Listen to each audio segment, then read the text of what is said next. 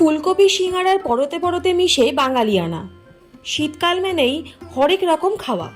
এ সময় ফুলকপি আর বাঁধাকপি রকমারি পদ টেক্কা দিতে পারে মাছ মাংসকেও। এর মধ্যে সবচাইতে জনপ্রিয় ফুলকপি সিঙ্গারা।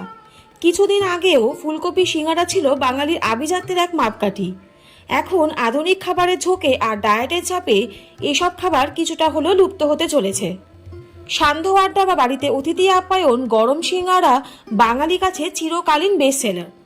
সিঙ্গারা সারা ভারতে পাওয়া গেলেও কলকাতার সিঙ্গারা একটা আলাদা ঐতিহ্য আছে।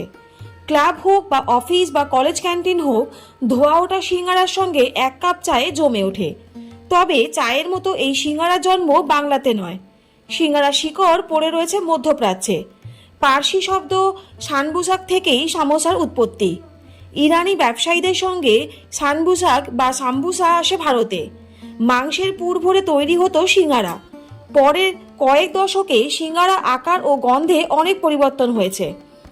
তার রসদ যোগায় ঔপনিবেশিক পর্তুগিজরা। ভারতে উপনিবেশ স্থাপন করার সঙ্গেই তাদের সাথে এসে পড়ল বাটাটা বা বাতাতা, বাংলায় যাকে আমরা চিনি আলু নামে।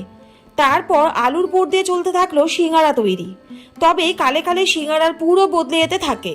সিঙ্গারার ফুলকপিও ঠাঁই পায়। আলু ফুলকপির তরকারি পুর দেওয়া সিঙ্গারা ক্রমেই জনপ্রিয়তা লাভ করে। বিশেষ করে শীতকালে ফুলকপি সিঙ্গারা আমরা কম বেশি সকলেই ভালোবাসি।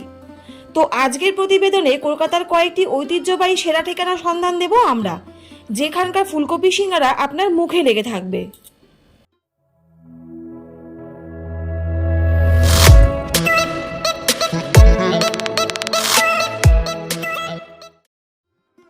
আজকের প্রতিবেদনের প্রথম নাম হলো পুটিরাম।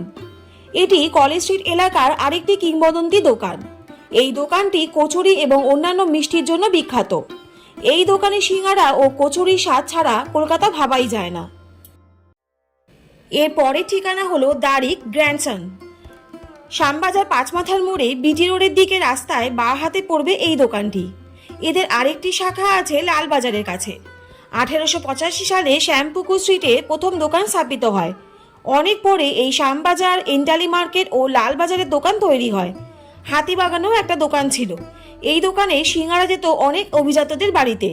সেই তালিকায় রয়েছেন কানন দেবীও।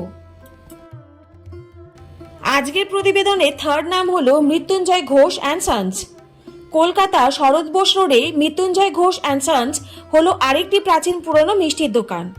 1928 সালে প্রতিষ্ঠিত এই দোকান এখনও রমরমিয়ে বিভিন্ন ধরনের খাবার বিক্রি করছে। তার মধ্যে রয়েছে ফুলকপি সিঙ্গারাও। ঘন সবুজ চাটনির সঙ্গে এক পিস গরম সিঙ্গারা খেলে মন থেকে বলে উঠবে আহা। আজকের পরের ঠিকানা হলো বলরাম মল্লিক অ্যান্ড রাধারমন মল্লিক। 1 শতাব্দীরও বেশি সময় ধরে বাঙালির মিষ্টির চাহিদা মেটাচ্ছে এই দোকানটি। 1885 সালে ভবানীপুরে স্থাপিত হয় এই দোকানটি শহরের ঐতিহ্যের অংশ। যদিও দোকানটি ইতিমধ্যেই জনপ্রিয় খাবারগুলিতে নতুন ফিউশন মিষ্টি যোগ করেছে, তবে একটি আইটেম যা অপরিবর্তনীয় তা হলো ফুলকপি সিঙ্গারা। এটি একমাত্র শীতকালেই বিক্রি করা হয়। আজকের প্রতিবেদনের শেষ নাম হলো ভবতারিণী মিষ্টান্ন ভাণ্ডার। এই দোকানটি অবস্থিত শ্যামবাজার শ্যামপুকুর লেনে। প্রায় 65 বছরের পুরানো এই দোকানটির জনপ্রিয়তা হার মানাবে যে কোনো বড় দোকানকে। এখানকার সিঙ্গারার চাহিদা দেখলে অন্যান্য বড় দোকানগুলো হিমশিম খাবে। ফুলকপি সিঙ্গারা সব দোকানে কিন্তু সুস্বাদু হয় না। তাহলে আজকের প্রতিবেদনের মাধ্যমে জানা গেল কলকাতার ঐতিহ্যবাহী সেরা ঠিকানার নাম, যেখানকার ফুলকপি সিঙ্গারা খেলে আপনার মুখে লেগে থাকবে। তাহলে আজকের এপিসোডটা আপনাদের কেমন লাগলো অবশ্যই কিন্তু কমেন্ট করে জানাবেন।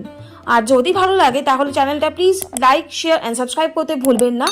আর পাশে থাকা বেল আইকনটা অবশ্যই প্রেস করে দেবেন, যাতে এরকম ইনফরমেটিভ ভিডিও আপনাদের কাছে সবার প্রথম চলে যায়।